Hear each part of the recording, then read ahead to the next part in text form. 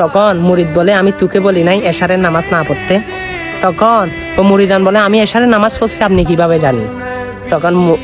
তখন তার মুর্শিদ বলে তাকে, আরে আমি তোকে এশারের নামাজ পড়তে মানা করছি, এখন সেটা না পড়ার কারণে, তোকে এখন রসুলের সুন্নত ছেড়ে দেওয়ার কারণে রসুল এসে তোকে দোষারোপ করতেছে।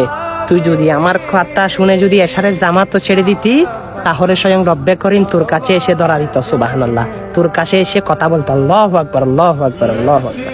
হ্যাঁ, আমি কেউ সিরিয়াসলি নিবেন না, আমি এটা বোঝানোর জন্য বলছি। অবশ্যই ফিরে এরকম হতে হবে যেটা আল্লাহর দিকে দাবিত করে, আল্লাহ রাসূলের দিকে দাবিত করে। হ্যাঁ, বন্ড ফিরের হাতে বায়াত হওয়া যাবে না, সেটার জন্য এই ঘটনাটা এমনি বললাম, আপনারা বুঝে নেবেন। ভিডিওটা শেয়ার করে যারা বন্ড ফিরের হাতে বায়াত হয় তাদের কাছে পাঠিয়ে দিবেন। বায়াত গ্রহণ করা সুন্নতে রাসূল, আপনি সকল মুসলমানের কাছে এই বার্তাটা পৌঁছে দিবেন। আমিন।